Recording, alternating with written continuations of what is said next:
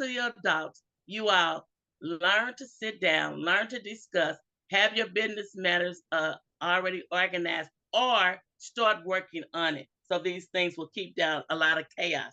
Ask everyone to come with papers and pens so that they too can take notes and hear exactly who the person is involved and know the information that they need. Ask questions. Sometimes you need to even have your personal information locked up and secure and in the hands of your beneficiary so they can know how to put their hands on those things.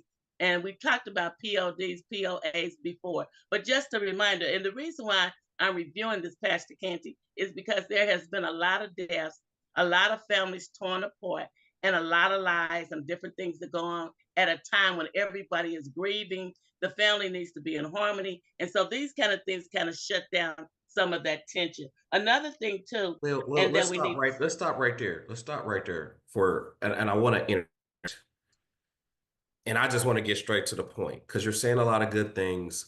Last week, we had someone watching the show and they worked at a funeral home and they wanted to come on our show, and I'm going to let him do that. Our My good brother Ryan Strickland, he was watching the show last week and he said he wanted to come on and talk about this extensively. We have had people. I had another friend and we did another show years ago in Mhm. studio that was from State Farm Insurance Company, and he talked about it from the business aspect. Here's what I want to say to I don't know about other ethnicities. I do have a friend. I'm just gonna be transparent. I got a friend who's white, and about how things went when his people passed. And then I have, of course, several friends that are black. And here is every experience from the black community, if I just want to be transparent. It seems to me that not only do we have a hard time organizing things, but it seems to be this gap in communication where multiple people, and this is family to family, feel like somebody's after their money. And it's this lack of trust, even from father to son, son to daughter, mother to daughter, things like that. And it's really hard. And so even last week, when I was talking to someone and I was sharing my experience on how I was trying to get my family situated, I'm talking about my immediate family, not even my wife's family, my immediate family. I came under struggle and it was tough. And I'm not gonna put on blast on the side of family, but I feel like I'm a trustworthy person. I ain't trying to get nobody's money, and I'm gonna tell you why. I'm too much man for anybody to think that they put money in my pocket to make me the man who I am. However, because I'm the man who I am, you're gonna need me. And it would be great to mourn you without resenting you when you die. In saying that, it is important that we get out away from ourselves. We got what I realized in family meetings and things, you almost have to tackle the demon within people like greed, selfishness, bitterness, anger. It's not just a meeting. What it is all these old or unresolved wounds come up. And I feel like you should have them early than not at all. Mhm. If there's something that you have to resolve that, talk that out. If you're gonna fall out, I want them people fall out now, and then hopefully if you fall out early, you got some time to mend. And that's just real talk. I'm not in the 43 years old, and I ain't gonna talk around nobody and none of y'all. Get to it. Life is short. Tomorrow's not promised. And if you are a liar, and if you are greedy, if you are whatever, I'm at the point where I tell people, man, I'm not going to argue with nobody. However, it is what it is. I'll tell people this, Dr. K, they'll be like, let's say that out loud, what you said again. That does not make sense. That's not logical. And especially, it's a real different talk when it's, and I ain't trying to be sexist, when it gets so emotional, there's different kind of emotions and waves of communication between men and women. When you're dealing with stuff about business, it has to be just factual. It's not about emotional. And I tell you what, we have a big problem with doing. taking care of business. Because when it comes to business, in business, there's accountability. And it's not about emotion, it's about this is A, B, and C. You can't pick and choose what you want to do. We have to talk about everything because if someone is not clear on one part, we got to deal with whatever. There's no way we can skip around certain things. So I just say this for everybody because I had to learn this, y'all, in my 20s. I learned in my 20s. I'm talking about family. I'm like, dude, you know me. I ain't never been in trouble, never been on drugs, never been on nothing, never took none from nobody. And I'm dealing with my family and they don't trust me. And it's just like, why? And I was just like, well, forget it. And in the end, one of them family members passed away. And what was I doing? Footing the bill. And so that's what I'm saying. I mean, to me, and I wasn't rude or ignorant enough. For my family member, at the end of the day, when I knew, I said, you're believing in these people, and I know who they are to you, they're going to take from you, but I'm going to end up footing your bill. And I do. And that's the thing. As good family members, we always end up doing the right thing, but it puts a stain on things because you're like, I saw this coming. So I just want people to heal. Whatever it is, heal so you can get to a place of taking care of business, loving each other, and just having a great, honest, and truthful relationship. I just feel almost that whether it's your friendships or your family ties, so much falsehood. And I'm going to say this in my life, I don't deal with that. If we're not cool, don't front like we're cool. I take more offense you pretending that we're cool and eating my food or hanging out with me or talking to me than if you just said you don't like me because at least we have a standard, we have an understanding.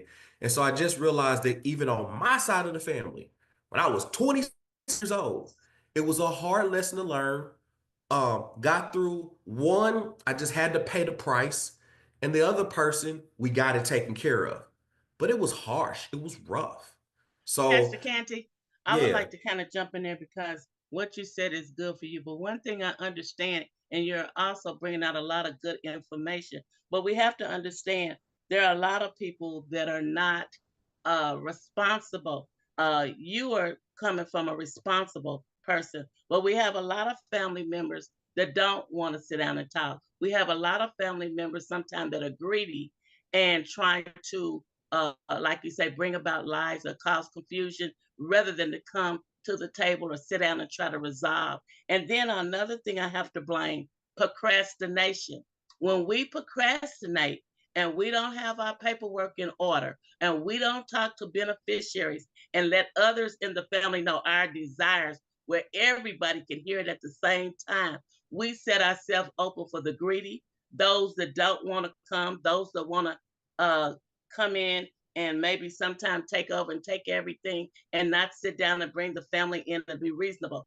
Not everybody is reasonable. Not everybody wants to talk. Some bring in another type of atmosphere because it's all about themselves and not about. even if you have a talk, that's why you just put it in writing. That's Because what I'm saying. talking, But in putting it because in yeah, writing, somebody but has to know this is your desires and they need to hear it from your if mouth. you just put it in writing and you to deal with dishonesty, if you just put everything in writing and just put what you need to put and keep it up to date, it Like in a nullifies trust it. form Well, it will even or it just nullifies it. Even if it just nullifies all that because then truth, then people. We always talk about what is truth. Is it that's her truth, and then there's in between. You know how people are. So I don't even want to deal in that. I think about my own self and my own family. Every year when I do my benefits, I print out the sheet and I say, here's where everything is. This is who's all on the list. This is what you'll get. This is what you'll do. And then in writing, I'll be like, hey, if so and so come around, I know this is my family member, don't do nothing for them. Or hey, give them a little something. But all that got to be in writing. So I want to break away from this one. I just think that I want to get professionals back on again, to definitely talk about all the that sounds intricacies. like a good idea. Yeah, you just want to get That professionals. sounds like a good idea because we do have to, as a people, we do need to get back sit down, talk, get things in order, and bring the family together. And know, and another thing too, most of the time people know their family members. They know who's responsible. They know who they want to have whatever it is that they have, their beneficiary. They sometimes, like you say, put it in writing, but it does need to be verbally stated also. And then let those people know where that paperwork is at. So at the time when everybody's upset and going through bereavement, it won't work a hardship on them. I don't trust. I'm gonna be honest with you. It's hard for people to be trustworthy. So just put stuff in writing. I do. The biggest thing that I always want to tell people though is we all have to have authentic relationships. That's in friendships, that's in family, and the sad part about it is we can only control ourselves about our sincerity. And we can only do that. And if other people don't give it back or if it changes, it is what it is. We're at that point in life, everybody, where we have so much going on against us as a people that we can't put all our energy on drama and feuding. So I pray for everybody because I always tell people two things that I've learned in my 43 years: weddings and funerals. Dude, that stuff's the pits. I just they shouldn't be, but they are. And I don't know. And most But of the time, yeah, and I'm going to end it here, most of the time it's about not being organized, not verbalizing, and having your business in order and letting it be known and have it legally done as well as verbally conversation with those who you really want to control or have the responsibility that's the person of your choice. nah, most of that stuff is cats is petty and that stuff ain't in writing. Whatever. That's just all right. All right, let's get to some stories. All right. Um Stephen A. Smith. So I want to talk about this, Dr. Canty. Stephen A. Smith calls out LeBron James over a heated exchange at a Lakers game. The Lakers ran a winning streak of 8 games on Thursday night, beating the Knicks in a come from behind win amidst the electrifying atmosphere at Crypto.com Arena in Los Angeles. The game went into overtime, and the Lakers went on to win 113 to 109 over the number 3 team in the Eastern Conference. LeBron James had 31 points in the game.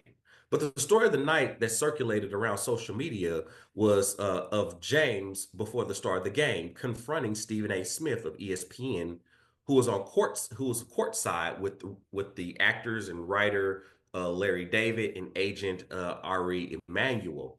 James was not happy with what he perceived as a slight against his son, Lakers rookie Bronny James, who has struggled in his first season in the NBA and whose qualifications to be in the league have been frequently questioned, including by Smith. In January, speaking on ESPN show First Take, Smith said, "I am pleading with LeBron James as a father. Stop this, stop this. We all know that Bronny James is in the NBA because of his dad." And on Friday, Smith went on a 10-minute deep dive into a back and forth he's had with James on the subject. He insisted he did not want to talk about it, but then talked about it extensively. What bothered Smith, it seems, was not so much what James had said, or what James says. He said he could empathize with James as a father protecting his son, but how he went about doing it in such a public forum was wrong. He said he clearly took exception to some of the things he heard me say, and he confronted me about it, Smith said. For the record, his agent and friend, Rich Paul, has my number. Maverick Carter, who works under him, has my number. LeBron James knows how to contact me if he wanted to. He never called, but had he called, ultimately, Smith says, I would have accepted the call. Smith goes on to say, had he had wanted to see me, I would have flown out and I would have had a conversation man to man, but that is not what he elected to do. So we see this exchange between the superstar of the league, LeBron James, and one of the premier black analysts, Stephen A. Smith.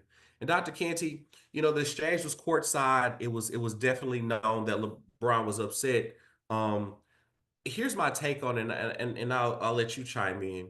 We have a pretty much somebody who's considered the greatest, one of the greatest players in the NBA. My great player in the NBA all times. I'm older. Is I'm in that Michael Jordan era, Michael Jordan, Kobe Bryant type era. But for the younger generation, LeBron James means a lot, and he does mean a lot to the NBA game. He's brought a lot. Whether you love him or hate him, we needed a player like him to even keep us interested, just to see what's just to spark our interest. Many people want to see him win. Many people want to see him lose, but yet he is box office. Um, Analyst's job is to analyze the content of the game when you're doing great as well as you're doing bad. Stephen A. Smith analyzed LeBron James' son, who is not excluded from criticism. And he publicly was upset with Stephen A. Smith because of the proper criticism I feel that he gave. There are other analysts that are non-black that have given the same criticisms, right? Mhm. Um, but yet he took exception to Stephen A. Smith. Mom, how do you, Dr. Canty, how do you feel about the public interaction between two men of such caliber that are Well, both? believe it or not, Pastor Canty, I also watched that engagement that LeBron James and Stephen A. Smith had.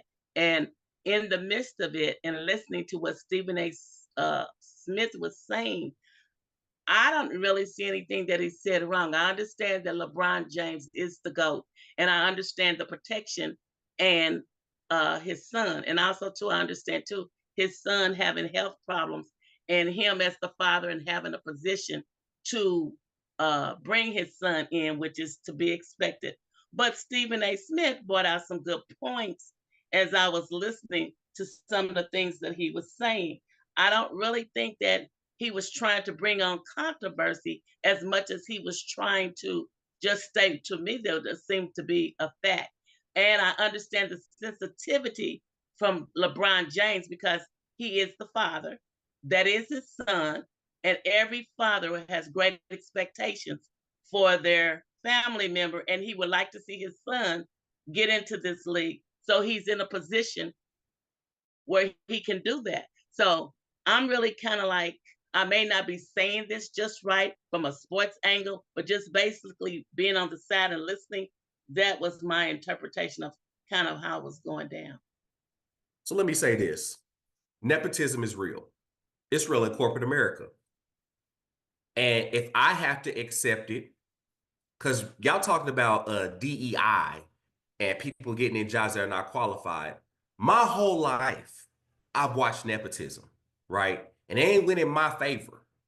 So I'm gonna say this for LeBron. He has the power to do it, do it. Because y'all be hiring y'all sons and knuckleheaded nephews or whatever. He can do that. All right. Now, at the Well, same they time, even do it in the White House, Pastor Canty.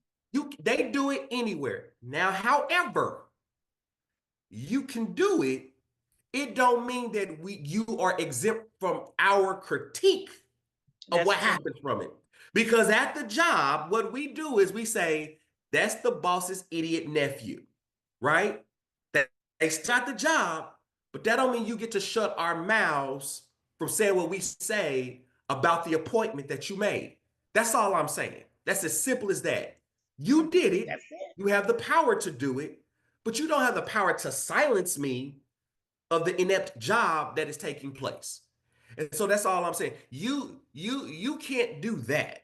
And so, because even in corporate America, when we be like, he didn't deserve that promotion, and we'd be like, but that's so and so's boy. We talking about you, and I'm the minority in corporate America. So who's really doing all the talking?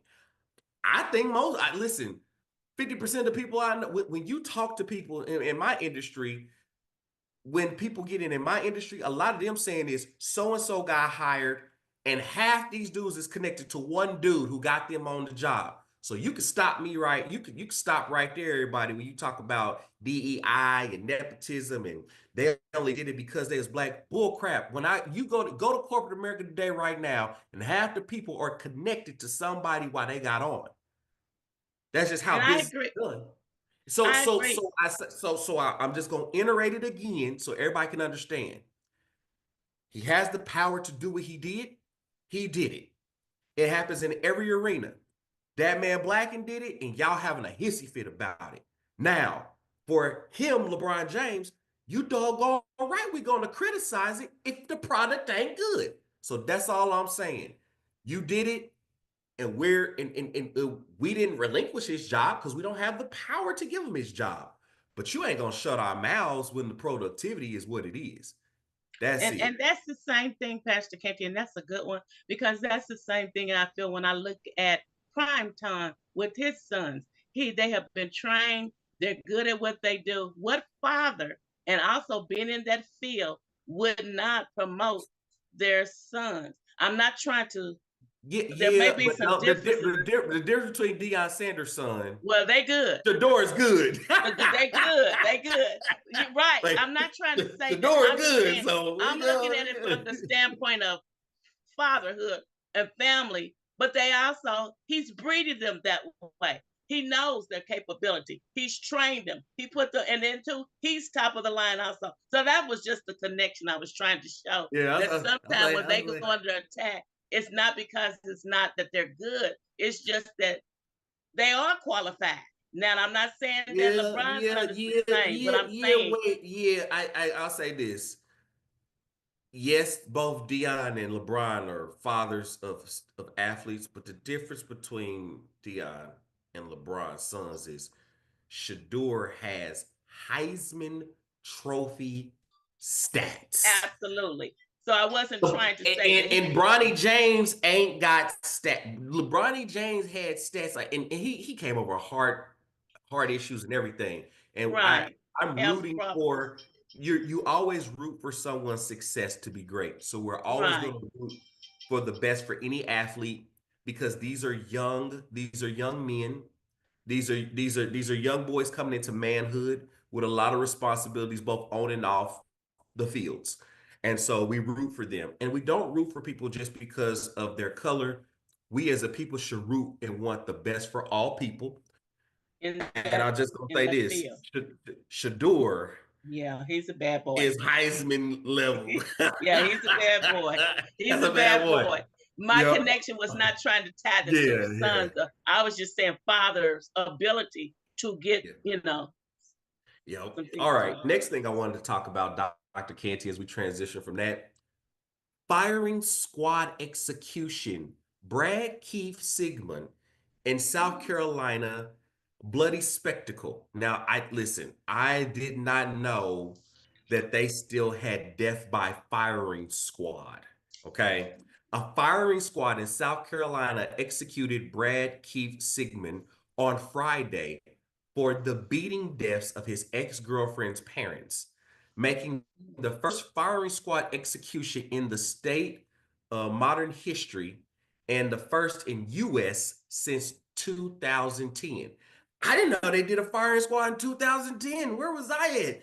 Yeah, y'all gotta understand. Like when I saw this, I said, "Oh, this must be one of them jokes. This is a serious thing. This dude just died by firing squad."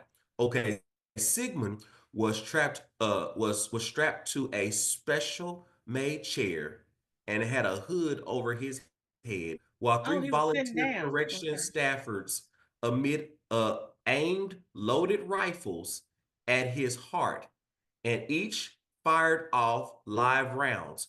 According to several news media witnesses who spoke at the news conference afterwards, he was pronounced dead at 6:08 p.m., the witnesses said.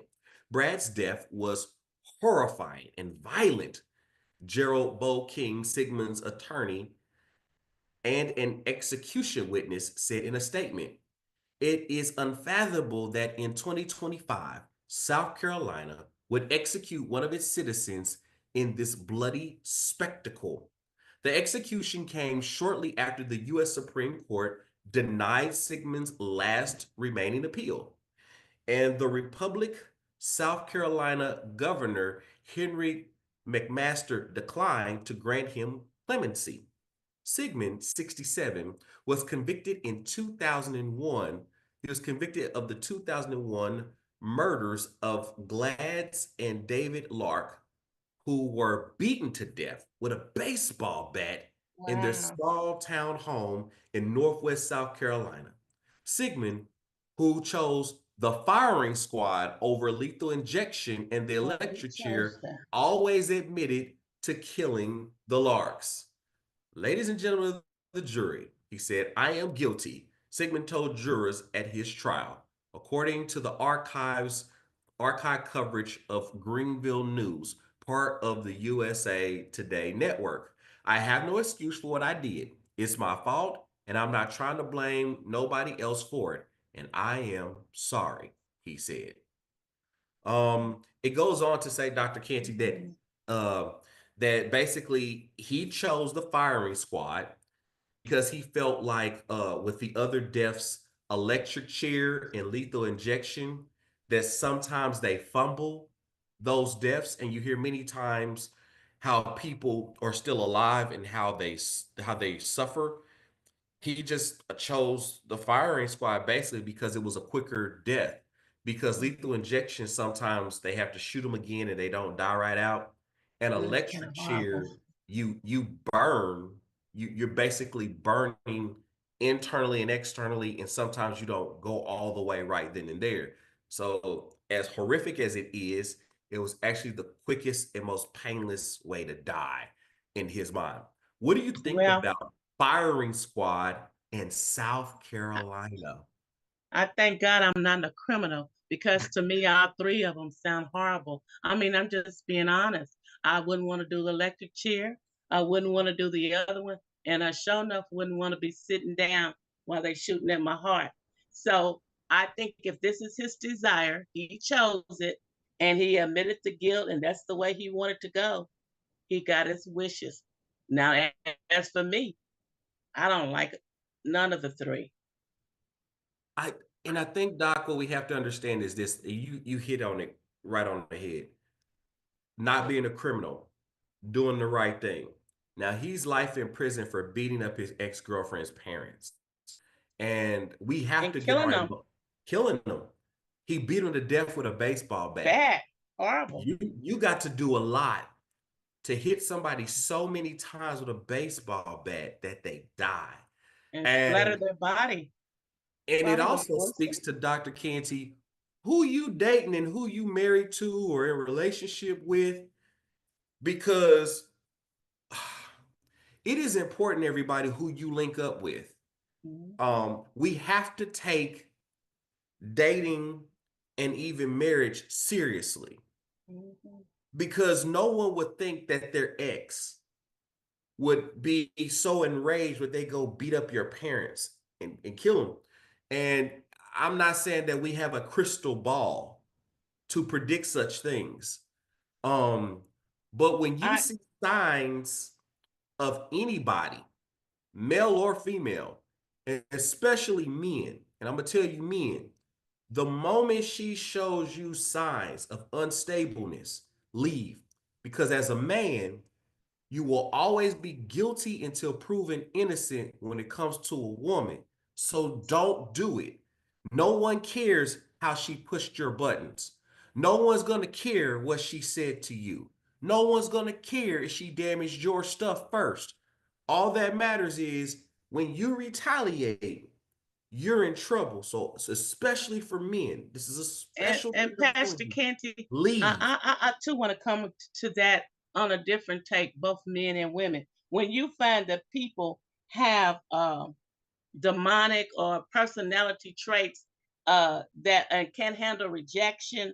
When you find people that have mental illnesses, male or female, it is best because we're not physicians. And when you find people that are abusive, it is best to call it quits and get away from that person. Those people cannot handle rejection. They can't take no. Sometimes people want to possess you, totally take you over, and to the point where and they have that kind of thinking, if I can't help you, I don't want anyone else to have you. When you see that, run, get out, don't play with it, don't flirt with it. That is not love. At some time people used to think when people that were that aggressive that they love them, male and female, whether it be either one. When you see traits that you know that are not normal, when you see demonic habits or spirits going on, if you have some type of discernment, get out of that relationship. And rejection. You don't want to be and shouldn't want to be with anyone that does not want to be with you. But just recently, even here in Kansas City, I believe somewhere up north, we just got through having a man that just did the same thing of wiping out a family. Okay. And also, too, even an aggressive woman, if she can't handle no and becomes violent, don't play with those kind of relationships. Once you see those traits are there, determined, get away. The signs that you've been shown, you don't have to keep on until it escalates. Get out of it. What'd you say, Dr. Canty? If I can go back because all the men ears perked up, you said a woman who can't handle no, get away. Fellas, you got to pick up all your women and take them back. A woman that can't handle no, get away. And a man that can't handle no, get away, ladies. Hey, a man who can't handle no, the world calls him a rapist. A woman who can't handle no, she's just strong. That's just Well, I'm not talking about that sexual. goes back to that. That goes back to I that beg to double differ. standard. See, That this goes is back where to you're that gonna double get you're standard. gonna have. I beg to differ. I'm not even talking about just sexual encounters. No, no, Some men and I women, know, I know you're not. I know you're not. okay, some men and women, there are some people that cannot handle I don't want you or no. They get so obsessed with you, male or female. I'm not labeling this to a I man know. and woman thing. Any person that carries on that way, get away. Pay attention to the signs. Pay attention to how aggressive they become with you, and don't play and flirt with that type of behavior. We are dealing with people sometimes that have mental illnesses. We're dealing with people that are sometimes demonic attached. And then also, too, we've got a lot of things going on. I mean, I could really break this down to a lot, but we don't have enough time. All right, Pastor Canty, I'm giving it back to you. No, I think it's good because this goes into a thing that people don't consider.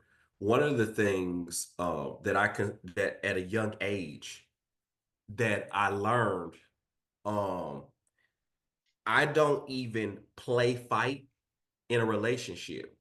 Meaning like it's fine, you know, if me and my wife we're tussling around and I'm picking everybody up and we're tickling each other like that. I mean like play fight when you hit each other, I don't do it.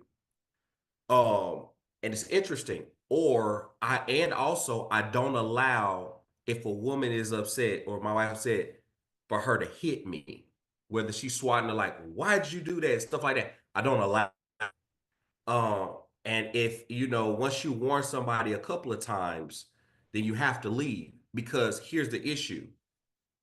The way you start, that's how it'll end. And I know this might sound trivial, and I'll just speaking for personal experience. Even some of the nicest people, they don't understand what they could do.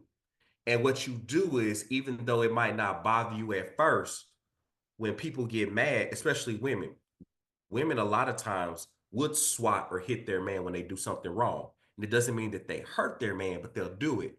But if this woman learns or grows, and this is just for me, and this is how it creeps in, if it continues, that could continue. And then if you catch a man on the wrong day, right, he could snap. So I really feel like I've always told and counseled people that it's not good even if you know it doesn't hurt whatever when people are frustrated, don't allow anyone to hit you at all, and y'all have to work things out without putting your hands on each other even if it doesn't hurt because like Uh, listen in an ethnic culture and just being black, you know, it ain't nothing for a sister to hit a dude to hit a brother and be like that was stupid. Like don't do it because I'm gonna tell you Pastor what, it Canty, progresses, and I don't want that either because you can't play like that because you catch a man on the wrong day, who's to say he don't snap? It just wasn't his day to snap on you for a couple of years. But if you catch him Pastor on that Canty, day, if I can be real for a few minutes, and I want go to ahead. travel back too, because I don't want them to act so holy that I'm no earthly good. I want to say this because in my younger days, and also too in dating, sometime as a lady, there have been times when you're dating someone and you might get a little aggressive. Not saying it was right, because as I matured, I realized that's not the way to go because I myself don't want nobody putting their hands on me. But I am saying it kind of goes back, and I don't know if I can use this song enough to try to get up, but the Jasmine Sullivan song, when she said, I knocked the windows out of his car. sometimes when women would get a little upset back in the day, they would do things like that, or put sugar in the tank, or knock the windows out because they caught their loved one cheating. But as you grow up and mature, and then we're living in a day now, like I said, with so much um, people getting hurt and the violence and putting hands on one another, that is not the way. It is best once you find out that it's getting to that point, get away, walk away, both men and women. Because, like I said, I don't want to act like uh, I never ever experienced that. I think, we got to be, I'm being as practical as I can be in my conversation. I'm not speaking for everyone, but I do remember doing foolish things sometime in growing up. But as I grew up, and I also understand I don't want nobody's hands on me or on, or on my family members or our life at stake. So I don't play like that. Once you show me you can do it, and experience it, you don't have no more dealings with me, because I catch on the first time, because I don't like being hit, and I don't think I have a right to hit on anybody. When it gets to the point that we're at violence, or I feel my life in jeopardy, or I feel like you got to knock me out or punch me out, I'm not a punching bag, and neither are you. So I don't play it. I stop it on the first round, because the second round, I might end up being locked up, and I don't want to go to jail or anything like that, because I know I can't handle it. But I'm not going to let somebody hurt me, and I will try to get out of the way. So I'm trying to explain it as best as I can. No, you are. And it's interesting that you talked about your younger days and how the Jasmine Sullivan song, I Bust the Windows Out Your Car, the fact that that was okay. More women should have went to jail. Had y'all have been punished for such behavior, it wouldn't be so generational that y'all feel like y'all can get away with that. Because I'm gonna tell you what, a black man ain't gonna go and bust the windows out somebody's car and it's no harm, no foul. We just not doing it. We're not gonna go over there and cut your brakes or put sugar in your tank and nothing happens to us. And that was the whole conversation with us last week, Dr. Canty, when I was saying there's truly a double standard when it comes to men versus women. Because women have stories of like, y'all remember when I went over there and tore his property up?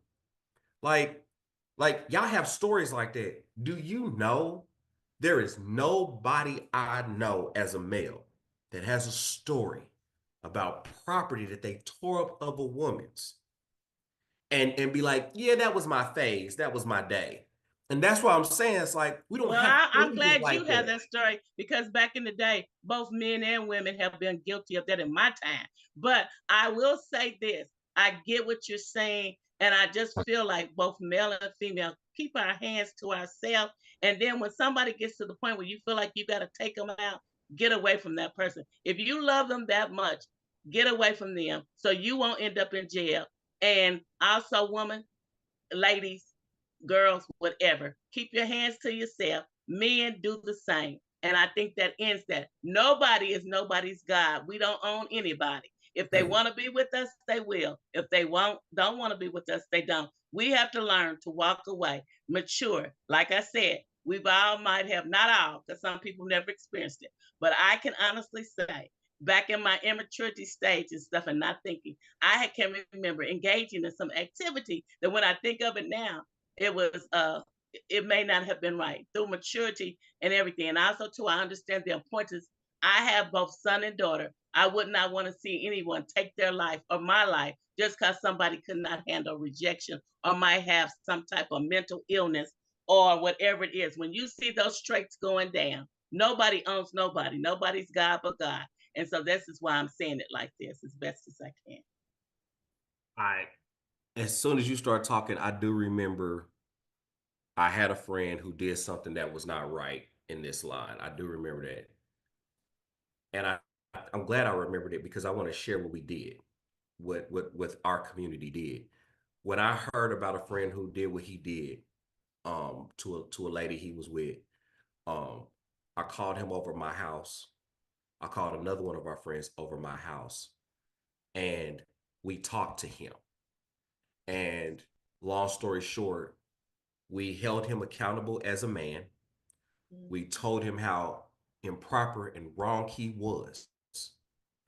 And we told him he got to apologize for that. it was a serious thing because I do remember that that's that one it's only one time I ever had to do that. I do remember it now. We were livid at him. So when I say this, it's good that you have a community. And you know what? And shout out to him as a friend because he didn't want to be like he wanted to buck up and fight me. He respected what I had to say. I truly dearly loved that brother to this day, and he wasn't mad at me. If anything, he thanked me for the help and the love, and even though him being wrong, that I didn't treat him any differently, but I held him accountable. And he did these things that we suggested, and he did make amends to where there was no trouble between him and that lady no more. Now he did not go back to the lady, but yet he did those things. And like I said, um, that's the kind of community that you have to have even as females, because a lot of times too, our community, we cannot rally behind negative or inappropriate behavior. And so Right. there's no way that if I truly love you as my brother or my sister, that I would okay you doing something detrimental to somebody else or even illegal. So I think that helps And, and, too. and I Don't like have a to add this community in. that fosters that. And I would like to add this in here too while we're on the subject. I hope it's okay, Pastor Yeah, Canty. go ahead, go ahead. Okay. Not only we come talking about male and female, but also retaliating when against one another, men against men and women against women. When you find out that someone has rejected you and that man or that woman go after that person, let's stop that because sometimes senseless murders or you end up locked up in jail where you go after a woman or do something or a male goes after another man. If this person does not want you, think enough of yourself to move on. It's not worth you giving up your life, your reputation, sometimes your good job. If a person does not really truly want you and they're with someone else, think enough of yourself. And I understand. I have to say this. Like I said back in the day, and I'm not going to act like I'm so holier than thou. I have not experienced some things. I remember the day I might have been out of order and did that. But as time goes on and you mature, we need to come from that type of behavior and get some growth and some maturity and learn that it's okay to walk away. We don't have to engage in things that could either get our life taken, other people hurt, trying to intervene, step in the middle, because there have been some people trying to break up things like this and lose their life. So it's not worth it. If that person is truly someone that loves you, they said it's like a butterfly. Set it free. If it comes back to you, it's yours. If it doesn't, it's time to move on. And that's all I'm simply saying. Yes, you're hurt. Yes, you're going to cry. Yes, you might care about them or you think you love them. But what good is a one way love affair? We have to start considering what we're engaging in. Also, too, we set examples for not only ourselves, but for others. And that's all I had to say about that. I'm saying we make mistakes, but let's grow from it. Yeah, yeah. I mean, at the end of the day, we should foster maturity, character, accountability, and love. It doesn't matter if you're a male or a female, but we have to make sure that we are not being hypocritical of either side. That's Mm, all it is. that's Um, it. I don't condone nonsense from men, don't condone nonsense from women, but Mhm. you're not gonna do the most. So here's what I'm gonna say: you're not gonna do the most and claim you the victim. I don't care if you're a man or a woman. You not gonna do the most, and we know what the most means. You being egregious, you being crazy, you messing up. You're not gonna do the most and then want to act like you the victim at the same time. So we're not gonna play that. All right. That was a good conversation, Doc, and that wasn't even the tasty topic.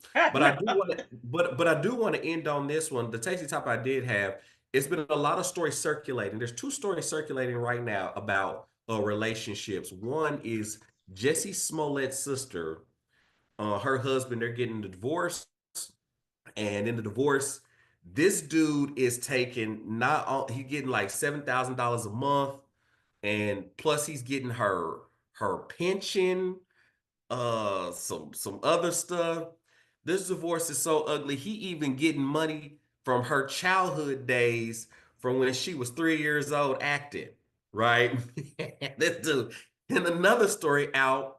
is a UFC fighter who different ethnicity, UFC fighter. He's an ethnic man, and then his woman, I think she's from New Zealand or whatnot. He was a boyfriend to this woman, not even married, a boyfriend. And after a year relationship, things didn't work out. And so she went to sue him. He's worth $15 million. She went to sue him for money, for half his money, because after being a girlfriend for 1 year, she felt like she was entitled to half of what he's made. I'm talking about girlfriend, right? And long story short, when they went to court, they realized he had $0 to his name. Why? Because his $15 million was in his mama's name. She went to court worth $1 million. She had to pay him $500,000 of her money because she looked like the breadwinner. So I say these two questions, this Dr. Canty. Should a person you're either dating or married to be entitled to any of your resources that you required prior to if the relationship dissolves? I wonder where these attorneys are that help these crooks get away on some of this, because even when I go get attorneys, I need to know what them names of the attorneys, because I am not understanding, and I read both of these stories myself, Pastor Canty. Number one, on the one with the husband that feels like he has a right to go back and get her childhood money when she was 3 years old. He wasn't even knowing that she was on the earth. So why would attorney let him snatch back, or male or female, I'm saying, go dig that deep in her pockets? Who who is that attorney that's that cold blooded? If so, we need to look them up, because I done had some real cases and can't get my money. And then another thing too, I want to understand too. Why would a dude, a man or a woman, feel like they ain't work for this? They didn't even know you then and feel good about. But see, this money, this goes back to Pastor Canty, what we were talking about early. Some people are so ruthless and so greedy, they feel like they got rights to do certain things, knowing they didn't have no rights to nothing like that. And that's kind of like the Mary J. Blige type of thing. And then another thing too, on the second topic, because I'm trying to get to these things and kind of debate it out. But see, that's why I guess I didn't go into criminal law, because But anyway, I want to say too, for the incident with the man that had it in his mother's name. Also, was another guy that did the same thing. A woman stayed married to a man, and he was a millionaire, and she thought she was going to get his money, and come to find out, ever since he was professional, he would only put like $100,000 of his money in his bank account, enough to have some money where they could spend and live good, but and also pay for the lifestyle. But his mother, he was signing his checks over to his mother. That sounds a little rough, but nowadays, because we have so many people scheming, gaming, and not earnest about their intentions with you, you better start thinking. I mean, that's just me. You need to think, because sometimes things can appear one way, but sometimes two people are coming after you with false intentions. For someone to come back and think they're gonna get your money after a year, and then sit, cause they setting you up, and lo and behold, he didn't have nothing, so he got to get her money. Now I wonder how she's feeling about that, the way that went down.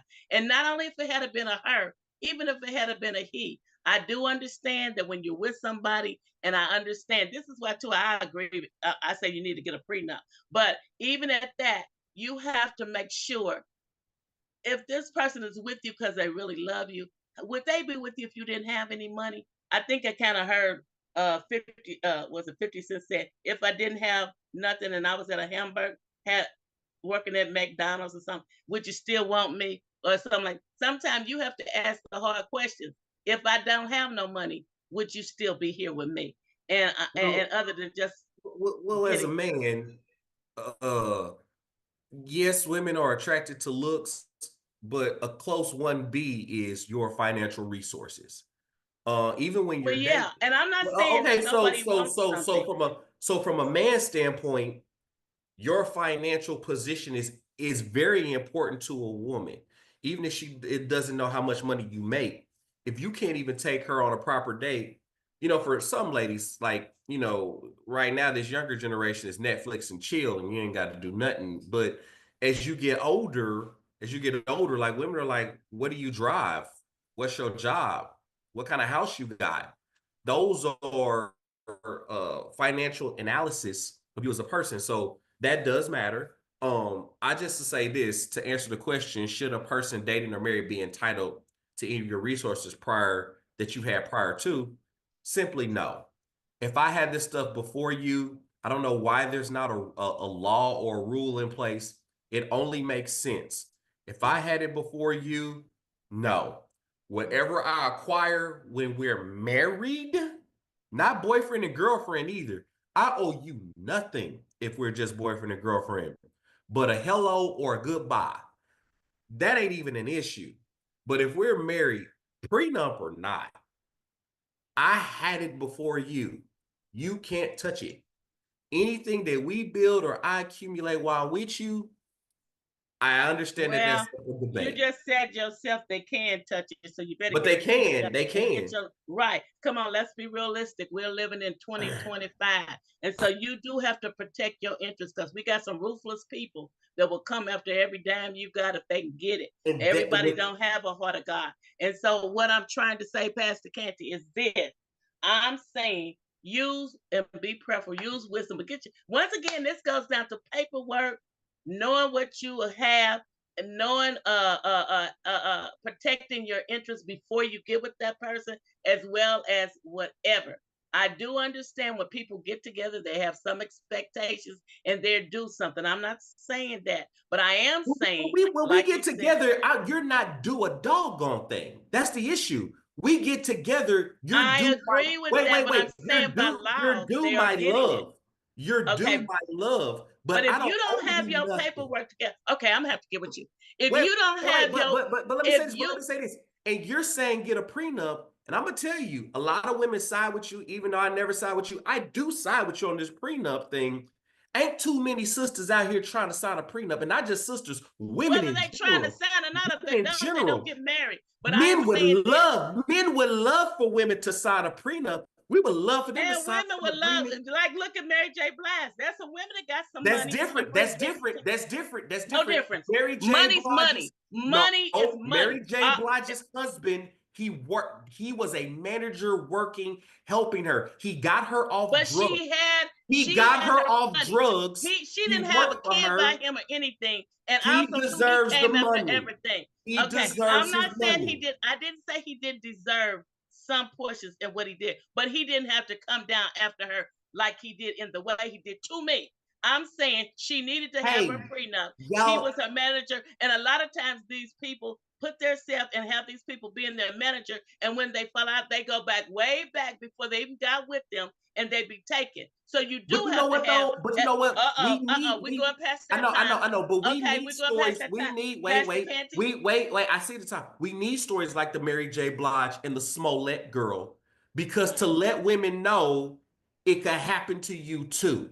So if you feel like it's bad for when a woman gets taken like that, think about when men get I taken think it's like that. bad when anybody gets taken. I For me, on my agree. point of view. Nobody should be So taken like anyway, that. it's after 10 o'clock, and you always try to get my dandruff up, but I'm a peaceable person. No, So you're not. No, you're not. That's why Deacon Walker laughed at you. You're not peaceful. No, you're not. so everybody out there, radio line, you know me and Pastor Canty love one another, and Deacon Yeah, we Walker. do. We love each one of you all. Thanks for tuning in to Mama's Table and Wake Up KC and KUAW 98.5 on the FM side. We're Saturday now for Mama's Table. I love you. Wake Up KC. Goodbye, Deacon Walker. Goodbye, Pastor Canty, and everybody in Radio Land. Love you all. Go Right, get you, right. Pastor Canty, when I Yeah, what see you you. ain't gonna get me? Listen, Deacon, why she go act like that? Now she know Deacon Walker. Don't, I don't, you know what? One of these days you need to jump in on that. She know good well ain't no woman listening gonna sign a prenup.